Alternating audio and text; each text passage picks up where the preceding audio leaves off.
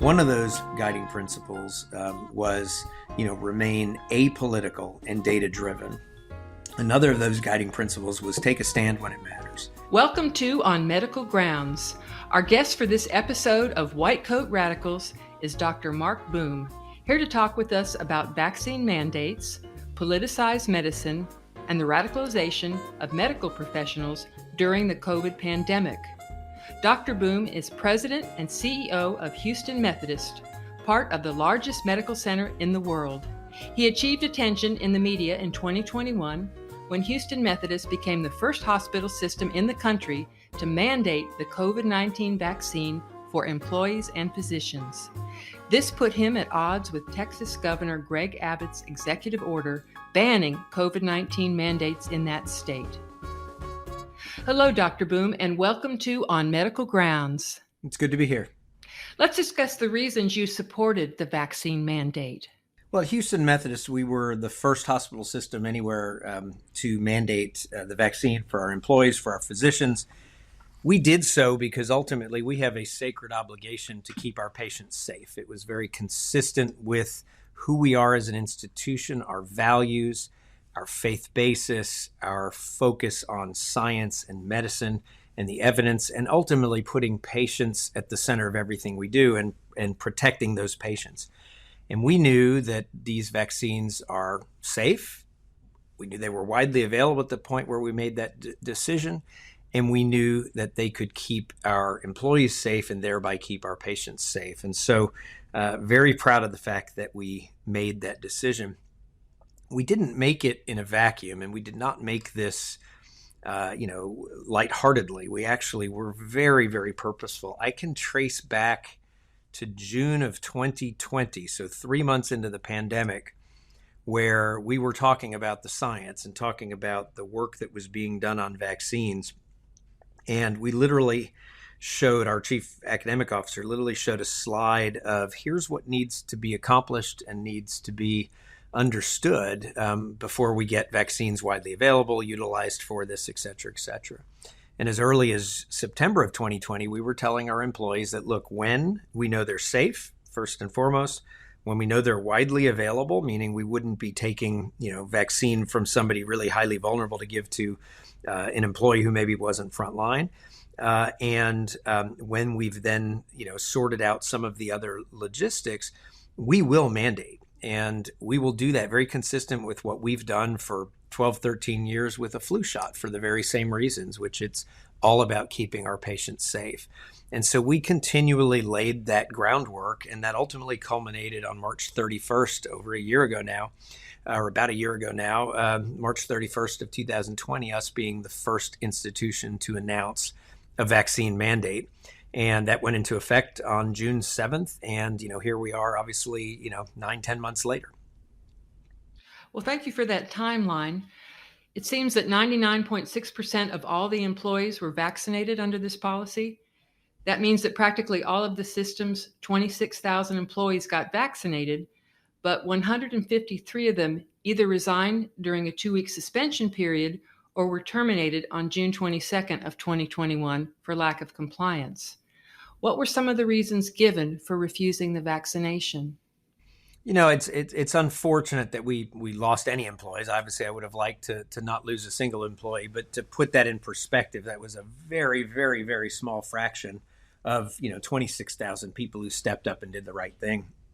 When we issued the mandate on March 31st and announced it, we were already at 85% compliance. We were probably 30% ahead of your average hospital in the country, let alone Texas, at that point, because of that 6 months plus of purposeful laying the groundwork and all the things we'd done, including a bonus program that was not explicitly for the vaccine, but was linked to it. So getting the vaccine was one of the things that was required to receive that bonus. So, we knew that it would be very possible to get very high percentages of our individuals vaccinated, but unfortunately not everybody.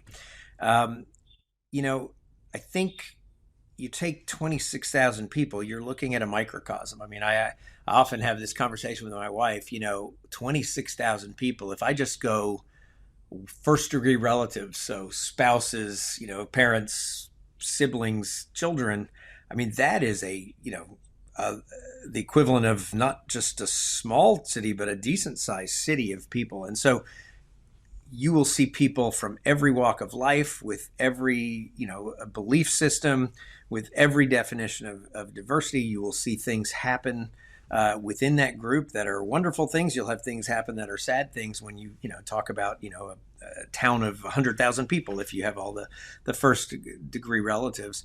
And so, the fact that there would be some small percentage that felt strongly enough they might want to leave or take a job somewhere else, wasn't shocking, although it was very disappointing.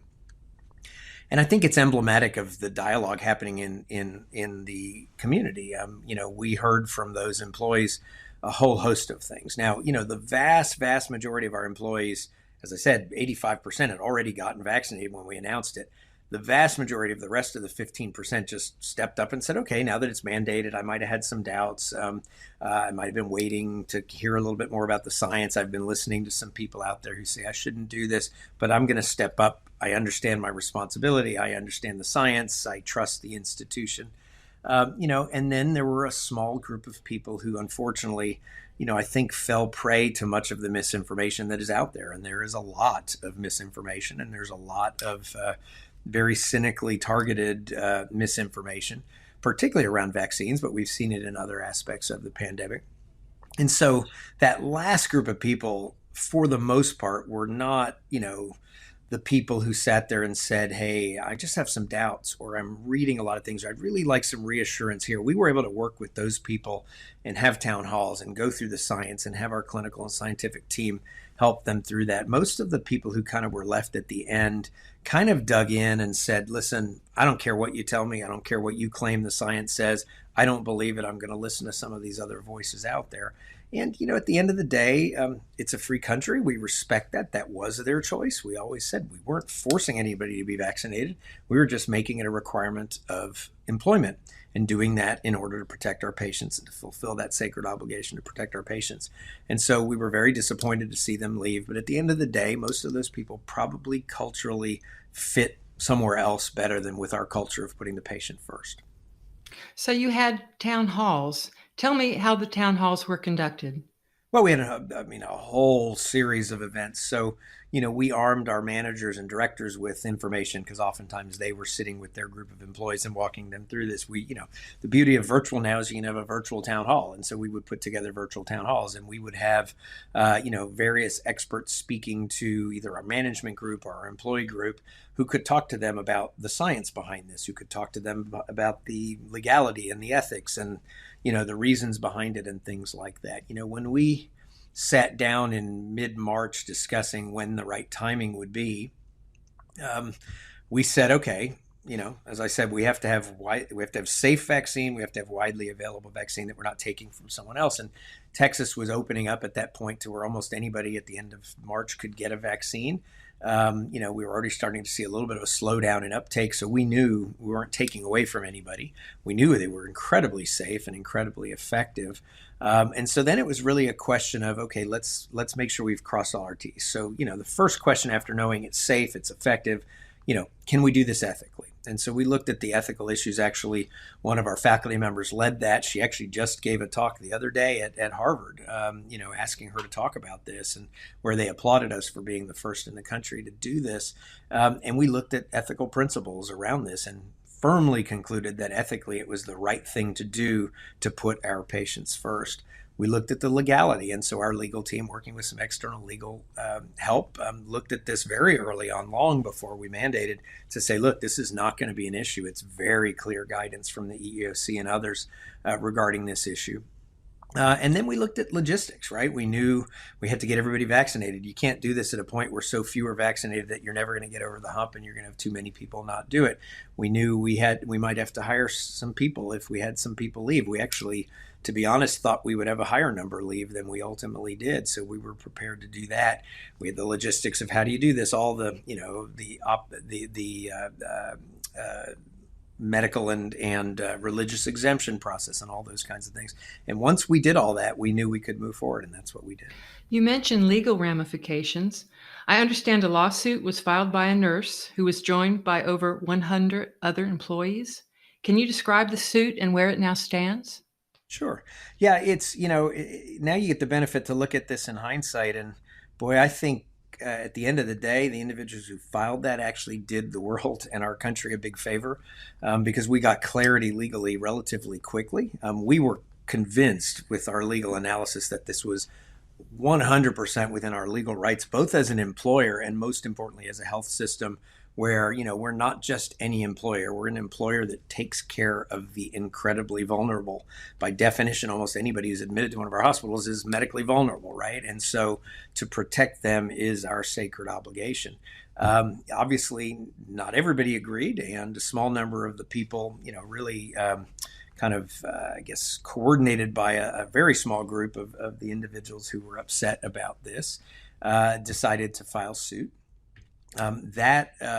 As I said, ended up being a very important case. The judge in this case, Lynn Hughes, basically ruled in our favor very rapidly with a motion to dismiss. And if you read his commentary and his decision, I mean, it's scathing because honestly, if you look at what they filed, it was so rife with onerous and kind of hideous misinformation. It was sort of a compendium of all of the misinformation and very offensive language that was utilized, that you oftentimes saw across the internet. And so Judge Hughes ultimately, as I said, pretty scathingly, chided the people who did this, found in our favor. That will wend its way through various appeals, but of course it's like 9 months later, and that's still sort of slowly wending its way through. And I have absolute 100% confidence, that will continue to be upheld because, again, legally, ethically, morally, this was the right thing to do for a healthcare institution to protect these vulnerable patients. I see. Were any of the employees considered exempt from vaccination due to an underlying medical or religious issue? Yeah, there are very legitimate medical issues and a small number of legitimate religious exemptions. And so we, very much in compliance with the EEOC, same things we'd done with the flu vaccine in the past, had a process, very impartial process that we have a multidisciplinary committee that included clinicians, legal, ethics, and others to really take HR, of course, to really take a look at people who filed for an exemption. We did grant several hundred exemptions to employees, and they would be found in compliance. They might have to have enhanced mask wearing requirements or other things. There are absolute contraindications to these vaccines. Somebody who's had an anaphylactic reaction to a similar injectable was an absolute contraindication. You can't give the vaccine to an individual like that, for example. And so those were granted very appropriately following those processes, along the way. Houston Methodist has been described as one of the top hospitals, not only in the U.S., but as a leading institution in healthcare worldwide. I know you must employ dedicated, highly trained, and educated medical professionals. Why do you think we now see a disconnect in the minds of some professionals between science and compliance?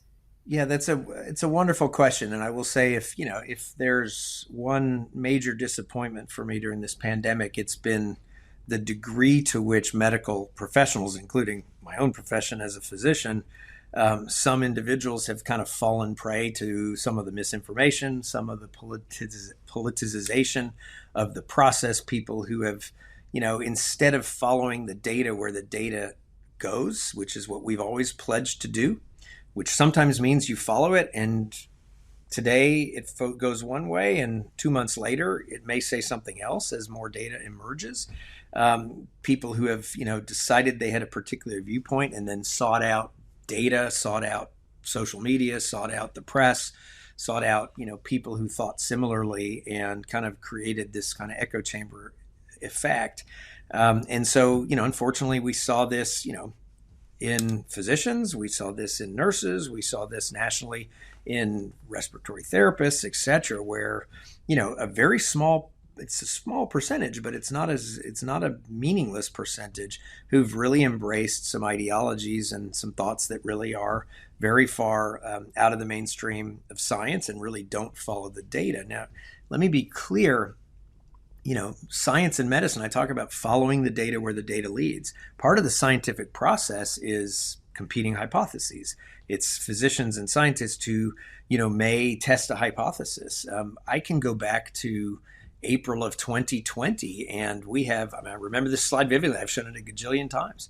And it was the viral replication slide, like essentially a graphic or cartoon of the replication of the virus and all the potential places you could interrupt that, all the drugs that had some theoretical reason to work for that, including a couple of very politicized drugs, later hydroxychloroquine and later ivermectin. And they had some theoretical reason they might work. And so, very appropriate that people debated that, discussed that, put together the trials, et cetera, et cetera. Where things went off the track is where, when the data clearly didn't point in a direction, where we ended up with sort of a political nature to those issues. And it sort of became well, if I feel this way politically, then I must espouse, ivermectin or hydroxychloroquine. Or if I feel this way politically, I can't espouse those. When the right question and the right answer was ultimately to say we need to study them, we need good trials, and then we'll follow the data where the data leads. Now, in both of those cases, very well done studies over time basically show they don't work, and they don't work in the ways that people hoped they would work, and that people espoused as sort of almost religion at some point in time there. And that really is one of the disappointments to me of this pandemic. Do you think there will be consequences for healthcare providers who spread misinformation or prescribe unproven treatments? I sure hope so. There's now there's obviously a gradation there. I want to be really clear. Scientific method says there will be competing hypotheses. Scientific method says we will follow data where data leads. A scientific method says there will be trials. Physicians are able to prescribe things off-label. But where people knowingly, willingly promoted false information and touted false information and drove false information, practiced, using false information, there need to be consequences. We as a profession need to police ourselves, and that should be physicians policing physicians. It should be medical boards making some of those decisions, and we have to hold people accountable where they have, sort of viciously, maliciously spread misinformation. So, how do you, as a highly visible medical professional, battle misinformation and quack medicine on a daily basis? Again, I've kind of alluded to this and mentioned this. One of the great disappointments of this pandemic, no question, has been the misinformation. And we societally have to ask ourselves a lot of questions about why that is. We as a medical profession have to ask ourselves a lot of tough questions about why that is. When we first put together some sort of guiding principles of how we would function and act during COVID, we had ultimately, over a couple of months, developed 8 guiding principles. One of those guiding principles was, remain apolitical and data-driven. Another of those guiding principles was take a stand when it matters. There are many others as well, but those 2 really drove a lot of our decision-making along the way. And that, follow the data piece of that, be data-driven and apolitical, is, look, we're not going to take a political view. We're going to follow the data. Most often the data is somewhere between both ends of the political spectrum. Sometimes not. Sometimes it goes to another end. And sometimes when we pushed what we saw as the science, if it was inconvenient to one side or the other politically, they might think we're being political, but we really aren't in our definition of that. We're focused on the science, focused on the data of where things go. Unfortunately, we live in a world where, it's very easy to spread misinformation. There's a lot of reasons potentially to spread misinformation. And unfortunately, sometimes, small numbers of people who are very vocal with misinformation could easily get picked up by others unknowingly, unwittingly, confusingly, and unfortunately put a lot into the mix. So vaccines, would be a prime example of that, where we've dealt with vaccine misinformation, especially over the last 25 years or so in our society. And, the COVID vaccines end up being the golden opportunity for the anti-vaccine groups to, sow more misinformation, more mistrust in vaccines, when actually they're, one of the greatest scientific advancements ever, and responsible, along with potable water, antibiotics, and antimicrobials, as saving more lives and changing life expectancy more in the last century than we've ever seen in any century of humankind before. And yet here we are now with people very organized fashion spreading misinformation about that. And that's ultimately really, really sad. But unfortunately, the way the internet is structured, the way our press is structured, a little bit of human nature and a few other things in there, we've gotten ourselves into that unfortunate position. Dr. Boom, we appreciate your efforts to educate others and make sense of a troubling issue. Thank you so much for taking time from your busy schedule to speak with us. It's my pleasure. And thank you for listening to the On Medical Grounds podcast. We know your time is valuable. The resources that were referred to in this podcast can be found at onmedicalgrounds.com. Please be sure to check the subscribe button to be alerted when we post new content. If you enjoyed this podcast, please rate and review it and share it with your friends and colleagues. This podcast is protected by copyright and may be freely used without modification for educational purposes. To find more information or to inquire about commercial use, please visit our website on medicalgrounds.com.